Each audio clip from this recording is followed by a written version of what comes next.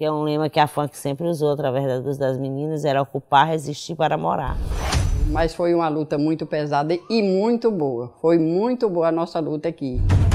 Foi uma coisa muito importante na minha vida, porque aqui onde eu conquistei vários sonhos. Tudo novo, ninguém se conhecia, então foi uma conexão muito legal. Significa pra gente o lugar que a gente escolheu para morar. Hoje eu e meus irmãos criamos nossas filhas aqui. Lá paga pedágio para entrar, tinha um mito, uma história que você vinha, se tivesse carro, tinha que pagar pedágio. Isso nunca aconteceu. É um local acolhedor, é um local onde eu estou há bastante tempo e eu não me vejo morando em outro lugar, apesar de todas as dificuldades. Jamais trocaria a vida por qualquer outro bairro aí fora, por exemplo, o Joca, eu não quero. Eu digo logo assim, que é o bairro grande de Teresina. Laia, laia, laia, laia. Laia, laia, laia, laia.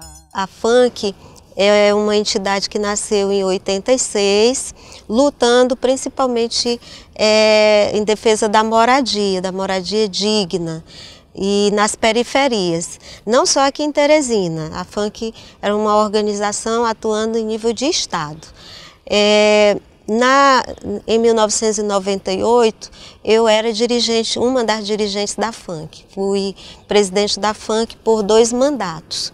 E naquele momento a gente identificava que um dos principais problemas de Teresina era a falta de moradia.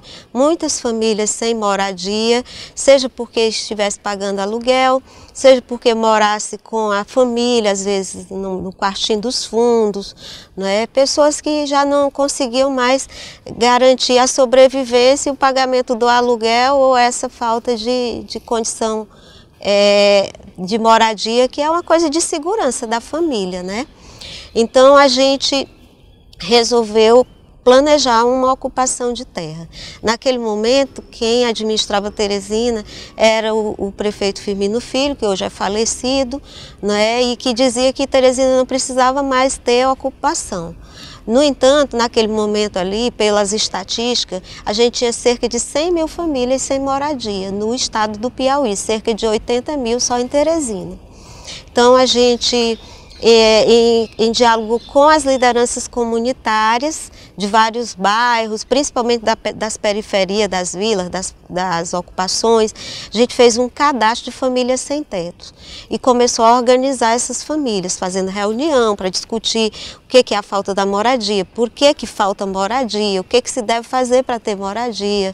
Eu era padre lá da área pastoral Santíssimo Sacramento, que englobava ali o Esplanada, região de Nazária, zona rural sul de Nazária, do lado de Teresina. E como eu era muito próximo da Lucineide e Salles, na época dirigentes da funk, o Salles e Lucineide me procurou como padre, que estavam pensando e tinha um projeto de realizar uma grande ocupação urbana em Teresina. E estavam pesquisando na periferia de Teresina, local onde tivesse acesso de ônibus e energia para os ocupantes e possivelmente até água. Eu digo, pois a área pastoral tem esse local. Aí marquei com ele um dia e levei lá no Esplanada, ele olhou, aí entramos, era a mata ali ao lado da igreja do Esplanada, a igreja Nossa Senhora de Guadalupe. Entramos, mata adentro, e ele viu e disse, aqui é o lugar ideal. Viu aonde os ônibus que vinham do centro de Teresina, faziam o retorno mesmo bem em frente à igreja do Esplanada. Aí ele ficou muito animado com a Lucineide. E aí começamos a trabalhar na organização. Que trabalho era esse? Né? Buscando famílias que tinham necessidade de moradia, né? Que não tinham condição de pagar essas prestações da Caixa Econômica, das casas populares da Caixa Econômica, e que moravam com famílias de aluguel.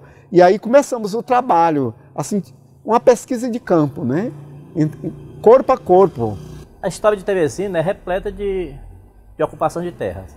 Eu cheguei em Teresina em 86. Em 86 nós já tínhamos a ocupação da Risoleta Neves.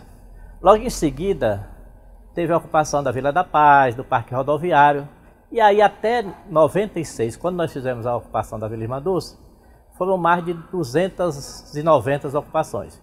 E nós, do movimento popular, do movimento comunitário, da Federação das Associações de Moradores e Conselho Comunitário da FANC, ousamos em fazer uma ocupação organizada, tendo em vista que as demais ocupações, as pessoas chegavam de forma espontânea. Na ocupação, identificavam uma área desocupada que não cumpria sua função social e as pessoas ocupavam. E nós organizamos a ocupação da Vila Irmã Dulce. Planejamos, fizemos um trabalho de identificação das famílias de forma muito criteriosa, cadastramos essas famílias nas comunidades, através das associações de moradores, e conseguimos identificar famílias sem teto em torno de mais de 4.000 famílias. E decidimos ocupar a Vila Irmã Dulce no dia 3 de junho. Por que dia 3 de junho? É o Dia Nacional de Ocupação e de luta pela moradia. E nós também ousamos em ocupar uma área grande, tá certo? Preparamos essa família do ponto de vista do enfrentamento que a gente ia ter com os proprietários, tendo em vista que os proprietários da área da Vila Irmã Dulce são grandes latifundiários urbanos de Teresina, pessoas de um poder aquisitivo muito grande, e a gente tinha a plena convicção de que esse embate ia ser muito forte, né? Foi uma luta muito pesada que a gente entrou aqui juntamente com o Padre Brasil, seu Levi, Lucineide, o Fofão, o Zé da Cruz, o Palito, que já faleceu, mas foi uma luta muito pesada e muito boa. Foi muito boa a nossa luta aqui. Eu moro aqui na vila desde o início, desde o início do roço. Desde o início do roço que eu moro aqui na vila. A minha casa mesmo foi eu rocei e aí entrei no tempo da invasão mesmo. No tempo da posse, que estavam fazendo essa pessoa se apossando dos terrenos, eu entrei nessa época. Quando eu entrei aqui era muita mata, muita unha de gato rasgando as pernas, os braços. Nós pegava água num poço, nós trazia água gelada quando vinha do outro bairro, quando eu passava 2 dias a água já estava quente, o gelo já tinha descongelado tudo. A gente comia muito, era piabinha, era bofe com arroz branco, porque não tinha geladeira, não tinha água, não tinha luz. Ajuntava um monte de mulher para ir lavar roupa no Rio Parnaíba, para poder trazer a roupinha limpa para enfrentar a nossa luta, que era de conquistar a nossa terra, nossa casa. Sou uma ocupante da nossa ocupação. Vim através de um despejo, né, que eu tive da Caixa Econômica. Minha casa era no Porto Alegre. A gente estava ajudando a fazer a ocupação através do Padre Brasil da Igreja Católica, quando de repente eu fui surpreendida pelo despejo e vim morar na Vila Irmã Dulce há 26 anos. Vim com minha família, vim com meus filhos, né?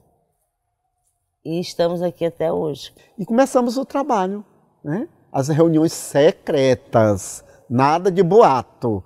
Essas reuniões não foram feitas no Esplanada, porque a gente tinha medo de vazar, né, o noticiário. E ali você sabe que a Vila Irmã Dulce está sobre a propriedade de várias pessoas que se diz dono, né? De várias pessoas que se diz donos. E começamos o trabalho, até o dia marcante. Para isso, eu trouxe também do Santuário de Santa Cruz a imagem de Santa Cruz, que gerou uma notoriedade muito grande, a vinda da Divina Santa Cruz. Nós recebemos, fomos os anfitriões das pessoas que iam fazer a ocupação, só que a gente não sabia onde era. Ninguém sabia onde era a ocupação, a não ser as pessoas mais cabeça, como a Lucineide, o Salles, né? O próprio Padre Brasil sabia, mas isso era segredo de Estado, até para não ser atrapalhado pelo próprio Estado, para não ocupar, né?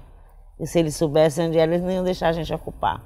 E nesse dia, os ocupantes se dirigiram em caravanas, em grupos, e ficaram lá no Parque Ambiental em frente à igreja, afastado da igreja, de modo que não chamasse a atenção do outro público que estava em torno da peregrinação da imagem da Divina Santa Cruz. Foi uma coisa muito boa, muito ideal, muito lógica, né?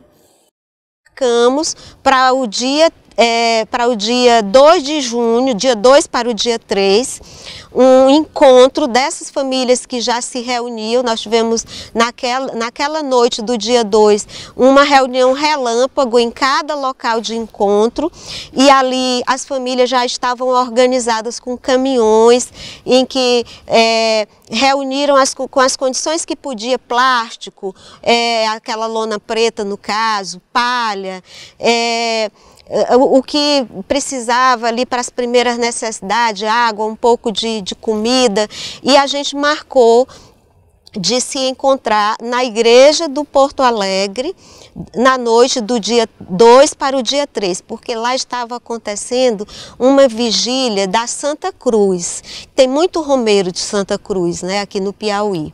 E os ocupantes foram para a vigília, e ali não era possível identificar quem estava ali pela vigília, e para ocupar a terra. E com isso a gente despistou também a polícia, que pelo nosso movimento de organização já sabia que a gente estava planejando uma ocupação. Na hora que a gente chegou lá, começou a chegar as famílias, às 10 horas da noite nós tínhamos em torno de 3.000 famílias, todas aglomeradas, com facão, com foice, com machado, com enxada, né, com seus equipamentos para que a gente fizesse a ocupação. E logo ali fomos cercados por centenas de viaturas da polícia. Centenas de viaturas da polícia. E quando foi exatamente meia-noite, nós nos deslocamos em direção ao balão do Porto Alegre, ali a BR, e a polícia fazendo o cerco na frente. Quando nós chegamos no balão da BR, a polícia imaginava que a gente ia ocupar uma área mais na frente, ali próximo ao posto da Polícia Federal. E nós passamos direto para a Praça do Esplanada, e logo ali estava a área, e nós começamos a desmatar exatamente à meia-noite, né? A gente teve a preocupação em manter informado o nosso arcebispo da época, que era Dom Miguel Fenelon Câmara, né? E ele foi para a missa, celebrou, aí ele perguntou como é que está aquele acontecimento. Depois que terminou, aí eu disse, o povo está todo aí em frente à igreja, já. Aí ele sorriu, né? Aí ele celebrou a missa, foi embora, e durante a missa eu mandei uma catequista da paróquia, lá da área pastoral, Francisco Batista, dar uma volta lá em frente à igreja, dentro do parque ambiental. E ela foi. Quando ela chegou, cochichou no meu ouvido. Padre, parece que vai ter uma guerra. O povo está tudo em grupo, lá no escuro, porque não tinha poste naquela época, era escuridão, formado uma multidão de gente, com foice, com facão, com machado, não é? Parece que vão para uma guerra. Digo, mas é uma guerra mesmo, só que é em prol da terra, né? Da moradia. E celebramos a missa, aí o arcebispo se despediu do povo, aí depois a Lucineide deu a palavra de ordem, chamou os ocupantes, fizemos ali um momento de oração em torno da imagem, né, a bênção do envio, né? Nesse tempo ainda estava na paróquia São João Evangelista os padres italianos da Diocese de Verona, Itália. O padre Franco, que era um padre jovem, estava lá dando apoio também, fizemos um envio e tudo mais. E a Lucineide disse, agora vocês já sabem o que nós vamos fazer, né? O que nós vamos fazer, qual é o trabalho que nós temos a realizar. Por isso, segue a bandeira azul da FANC. A gente saiu encaminhada, cantando com a bandeira da FANC, com as nossas palavras de ordem, e chegamos no que a gente chamava de a terra prometida, né? Que no caso era prometida pela nossa luta, pela nossa organização. Eu lembro que uma vez eu fui com a doutora Ana Lúcia, que era advogada que acompanhava os movimentos sociais e, sobretudo, colaborava com a FANC. Eu e ela fomos resolver um outro problema quando a gente chegou em frente ao fórum, no centro de Teresina, sai um oficial com um papel na mão. Rapaz, aonde é isso aqui? Aonde é isso aqui? Aí o outro olhou e disse, vixe, rapaz, é lá onde está aquele povo, a briga daquele povo lá na Zona Sul. Lá em cima, perto da Polícia Rodoviária. Aí eu escutei, parece que é a liminar de despejo da Irmã Dulce. Aí a doutora Ana Lúcia correu, chegou lá, me dá aqui esse papel, tomou o papel da mão do oficial, aí foi ler, era a liminar de despejo. Ela disse, me dá esse papel aqui, eu prometo que tal dia eu te devolvo. Ele não pode ficar. Aí nós não entramos mais nem no fórum. Saímos na carreira, voltamos, pegamos o carro. Nesse tempo a área pastoral tinha um fusquinha e corremos lá para a ocupação. Comunicamos logo o Salles, a Lucineide, e aí fomos fazer uma reunião, era liminar de despejo da Irmã Dulce. Buscar que o juiz não concedesse a reintegração de posse, ou seja, não deixasse o despejo acontecer, e que antes de tomar qualquer decisão, fosse olhar a área de ocupação. E pela primeira vez, pelo que a gente ficou sabendo naquela época, um juiz foi a uma área de ocupação antes de conceder o despejo, a reintegração de posse. Porque o que dizem os ditos proprietários? Que tem a propriedade da terra. Só que o que a lei diz é que a terra precisa cumprir uma função social. E a função social da terra ou é para morar quando ela é urbana ou é para produzir quando ela é rural. E nós queríamos que o juiz visse que a terra não estava cumprindo a função social, mas que com a ocupação ela começava a cumprir a função. Então o juiz esteve lá e não concedeu a ordem de despejo. Só que o que fizeram os ditos proprietários? Pegaram a mesma ação, o mesmo texto e deram entrada noutra vara.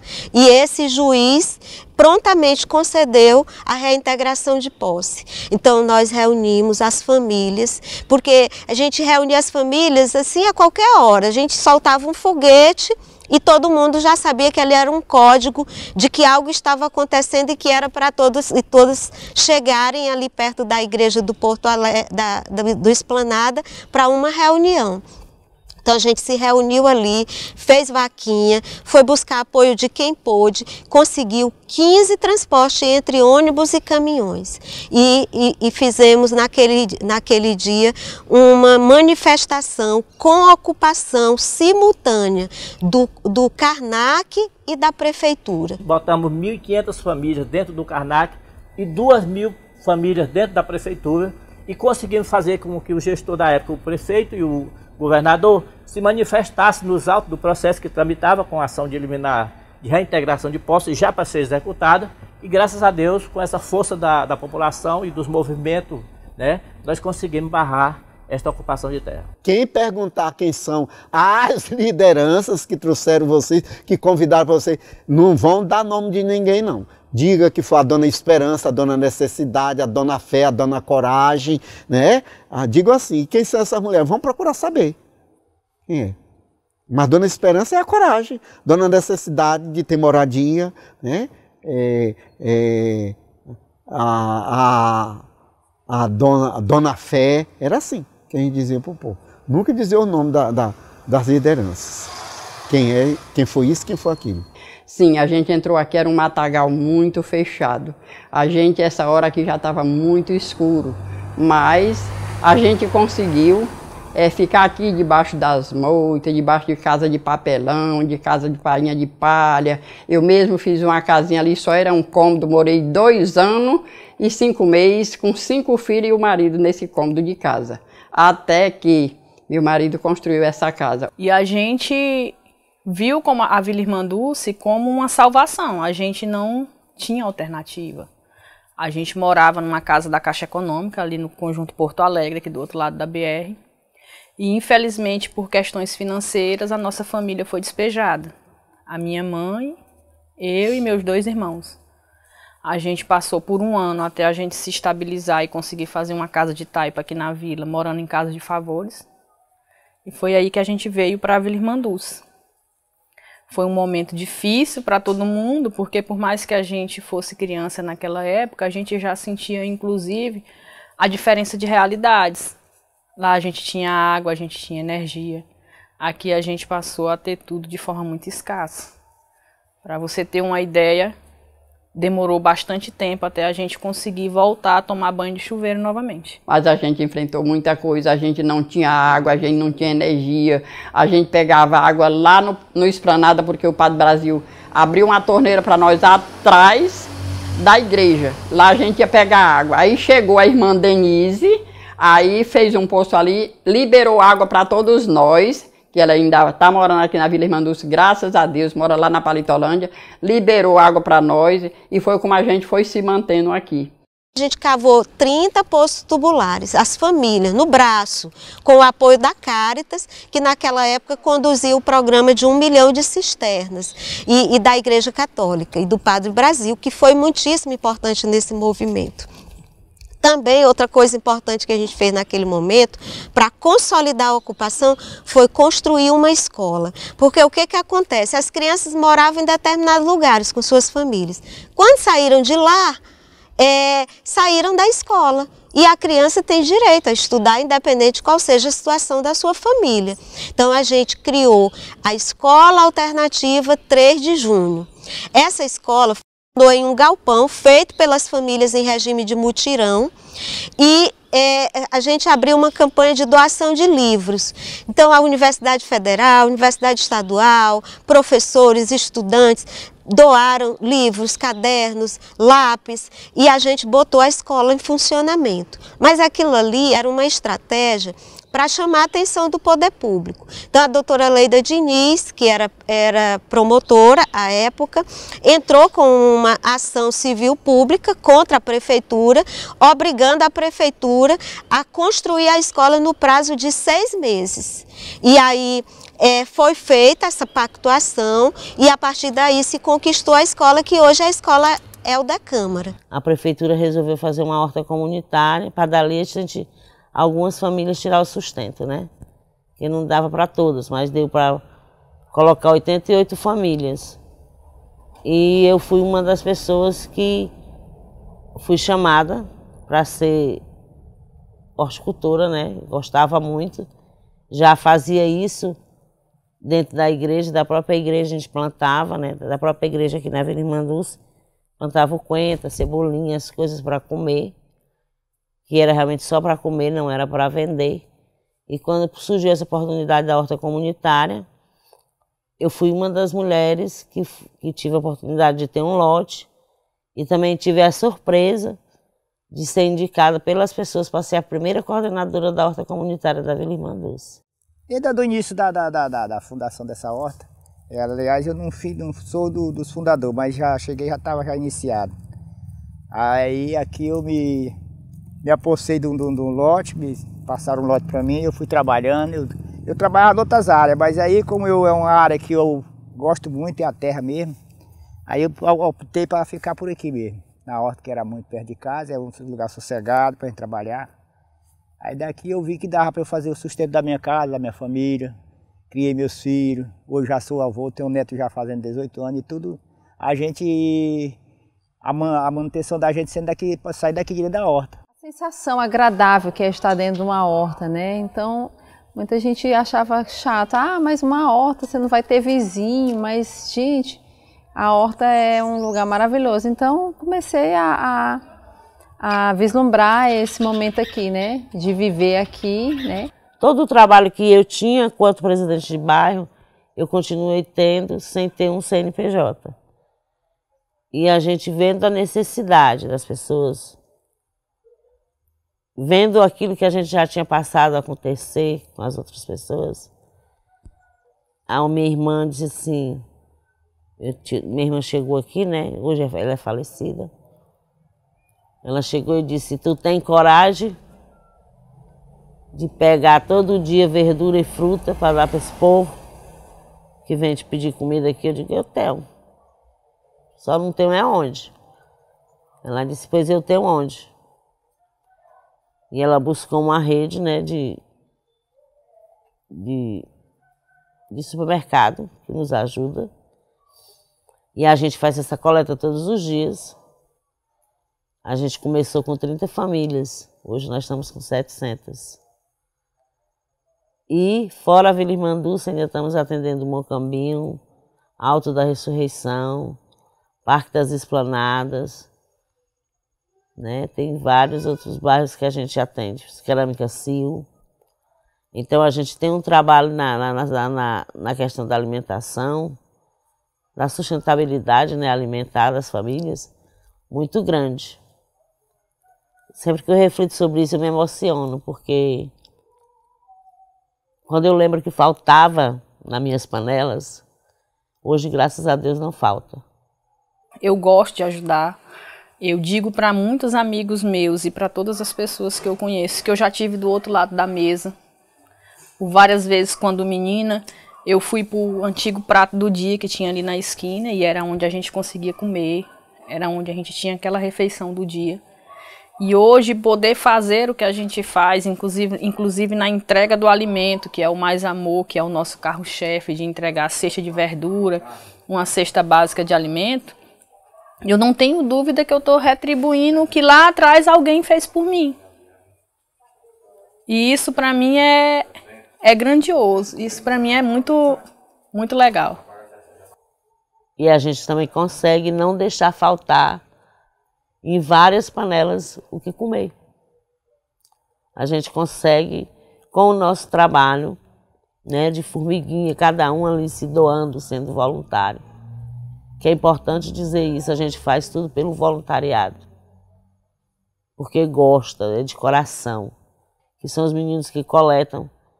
Chegam as pessoas que fazem as sacolas, que hoje eu estou só na questão mais administrativa. E a gente distribui, né, para várias pessoas, e principalmente mulheres. O nosso projeto ele busca atender principalmente mulheres que não têm trabalho ou que vivem só do Bolsa Família, que sobrevivem, né, porque não dá para viver, dá para sobreviver. E eu me emociono por isso, porque quando eu não tinha, eu tive alguém que veio e me ajudou. E isso eu tenho que agradecer. Essa gratidão que eu tenho a elas é pro resto da vida. Que é a irmã Denise e a irmã Roseli.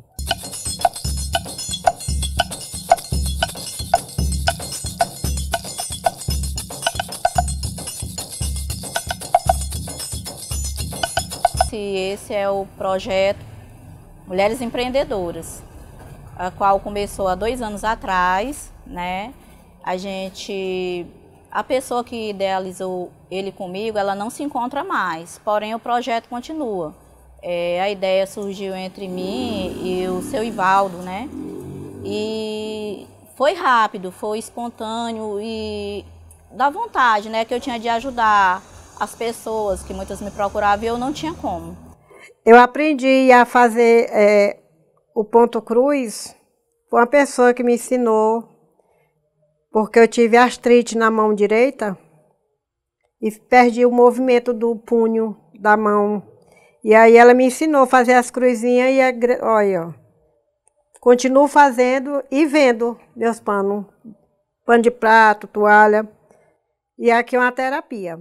E hoje, aqui na Irmã Dulce, aqui na associação, nós temos 13 mulheres guerreiras ativas. Cada uma aqui faz um pouco de cada coisa, desde o crochê ao artesanato, outras vendem roupas, tem o brechó, tem o bazar, tem as roupas novas, tem os brinquedos. Hoje eu já sou aposentada, mas continuo trabalhando, viu?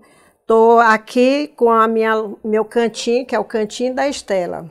Eu bordo ponto cruz, ponto reto, bordo com fita, vendo cremosinho e estou vivendo, graças a Deus. Minha vida é maravilhosa. Aqui tem um pouco do nosso trabalho. Aqui é a Dorinha.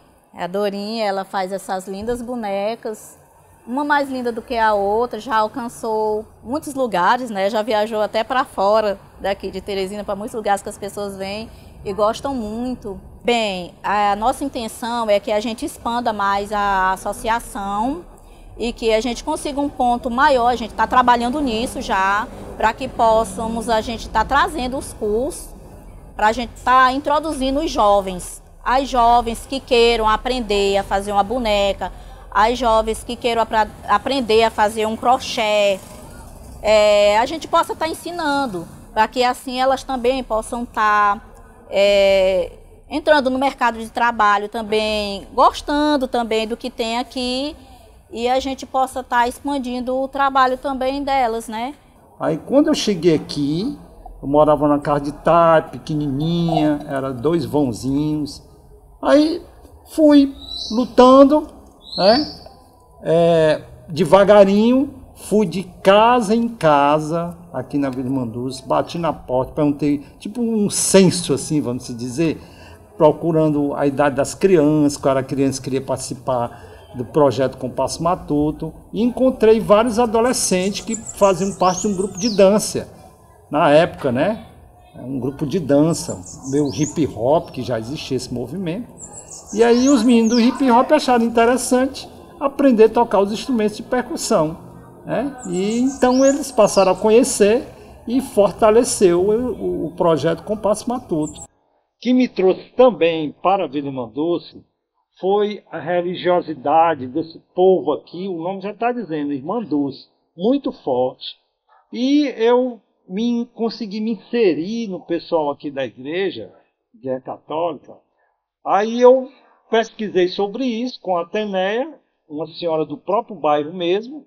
Ela cantou um bendito, que é o terço cantado, o Pai Nosso em ritmo de boi e a Ave Maria em ritmo de shot, que a Atenéia vai cantar agora. Então o pessoal da percussão saíam nas ruas com as crianças, com velhinha na mão, cortavam papelão, botavam vela, a chamada novena.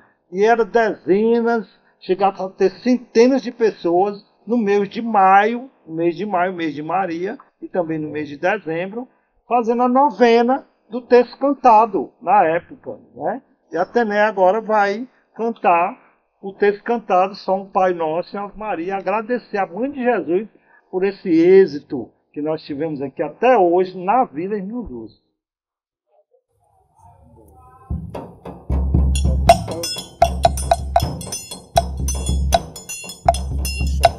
Pai nosso que estás no céu, santificado seja o vosso nome. Venha, venha, venha a nós o vosso reino. Seja feita a vossa vontade, assim na terra como no céu. O pão nosso de cada dia nos dai hoje, Senhor, perdoe as nossas dívidas, assim como nós perdoamos aos nossos devedores. Não deixei, Senhor, cair em tentação, livrai-me, Senhor, do mal. Amém. O nome, em poucas palavras, o nome foi proposto a Trindade, propôs Vila Santa Cruz, Sales, Antônio Conselheiro, parece que a Lucineide, Quilômetro dos Palmares e outros nomes. E eu propus Irmã Dulce, e com o seguinte argumento: a Irmã Dulce foi uma brasileira, uma religiosa, a primeiro no Brasil a se preocupar com a ocupação urbana. Não era assim, vilas ou favelas, né? Mas organizando os pobres, aqueles galpões fechados e abandonados do centro urbano de Salvador, ela mandava arrebentar as portas, abrir, limpava e botava os desabrigados, né? Então eu defendi com esse seguinte argumento, que ela foi a primeira brasileira a realizar ocupações urbanas. E aí foi feito o plebiscito, na hora foi aprovado, ganhou Vila Irmã Dulce. Então a Vila Irmã Dulce, ela foi construída por mulheres fortes, né? De início teve aí a nossa saudosa deputada Francisca Trindade, que hoje não está mais com a gente, mas brilha sempre. A gente sabe que onde ela estiver, ela está olhando pela Vila Irmã Dulce. A Lucineide Barros, a própria Regina Souza trazia lanche, vocês acreditam? Para as pessoas, ela trazia lanche, trazia o carro cheio de pão com suco para dar diariamente para nós, né, que estava fazendo os barracos para morar. E dentro da vila foram se construindo lideranças, né? Temos a Dadá, que é presidente da Associação das Mães. Temos a Dona Maria da Cruz, que é presidente das Mulheres Empreendedoras. Temos a Célia Gomes, que é da Prospe. Temos também a irmã Denise, né, e a irmã Roseni, que representam hoje a Igreja Católica dentro da nossa comunidade. E a neguinha liderança é aquela pessoa que sempre vai pensar no próximo. Eu não tenho, assim, recebi uma medalha, está com 4 anos, 3 a 4 anos a gente recebeu uma medalha de honra ao mérito, né? Pelo trabalho desenvolvido dentro de Teresina, dentro do Piauí. Eu digo, quando eu fui receber, eu disse, essa medalha não é minha, ela é nossa, ela é de todo o voluntariado que ajuda a construir os nossos projetos. Dizer que em toda organização da base, quando a base se organiza e tenta conquistar melhores condições de vida, principalmente na questão da moradia, que é hoje um dos problemas mais graves de Teresina e do Brasil inteiro, é colocado que a maioria das pessoas que, por exemplo, ocupam áreas de terra são aproveitadores, são picaretas. Eu acho que esse é um discurso burguês, né? E um discurso que defende, acima de tudo, a propriedade privada. É claro que existe entre essas pessoas alguns que querem, de fato, eu não diria se aproveitar, mas eu diria é uma forma que eles encontram de tentar sobreviver, que eu discordo dessa forma, acho que não é por aí, mas existe isso. E que a maneira da gente melhorar essa situação, resolver, é de fato a questão que a gente coloca no movimento popular, é que no Brasil se realize efetivamente uma reforma agrária e uma reforma urbana. E temos várias lideranças também, homens, né? Temos amigos homens como o seu Messias, que é da Horta Comunitária. É uma peça fundamental hoje para a Horta. Ele já foi coordenador umas 4 vezes, né? Hoje não está mais, mas fica sempre ali na administração.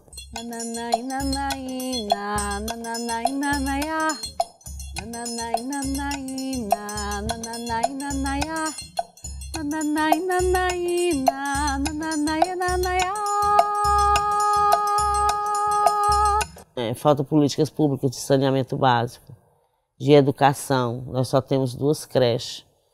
No mundo, né, que a Vila Irmã Dulce é um mundo. É uma cidade grande. Nós temos só 2 escolas. Não é tempo integral, porque não tem como ser tempo integral. Não temos nenhuma escola do governo do estado. Não temos nenhuma escola estadual. As nossas crianças hoje elas têm que ser transportadas para os outros bairros para estudar, para fazer o ensino médio. Só existe aqui o ensino fundamental, ou o ensino médio à noite, para pessoas maiores de 16 anos.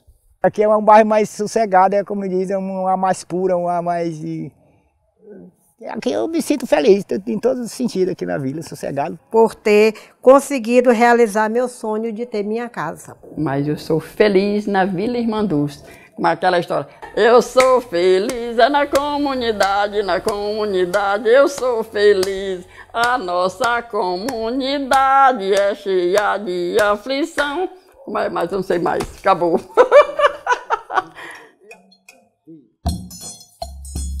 Laie, laia, laie, la, laia, la, la, la, laia, laie, la, laia, laie, laia, laie, la, laia, la, la, laia, laie, la, laia.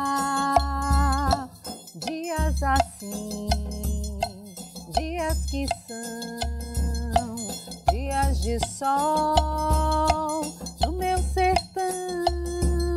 As noites aqui não tem brilho em vão, me fazem cantar no meu São João. Eu canto em dias assim, em noites com sol. O fogo aquece o meu coração. Com dias pra mim, eu ouço a canção que faz animar o amor que existe em nós. No meu coração, eu canto em dias assim, em noites com sol. O fogo aquece o meu coração. Com dias pra mim, eu ouço a canção que faz animar o amor que existe em nós. No meu coração, laie, laia, laie, la, laia, la, la, la, laia, laia, la, laia, laie, laia.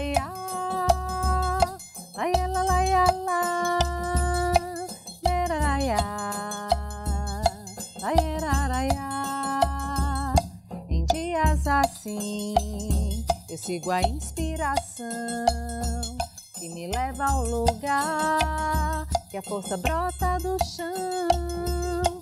Tem Baião de 10, veganizando o sertão, e Maria Isabel em uma nova versão. Eu canto em dias assim, em noites com sol, o fogo aquece o meu coração. Com dias pra mim, eu ouço a canção que faz animar o amor que existe em nós. No meu coração, eu canto em dias assim, em noites com sol, o fogo aquece o meu coração. Com dias pra mim, eu ouço a canção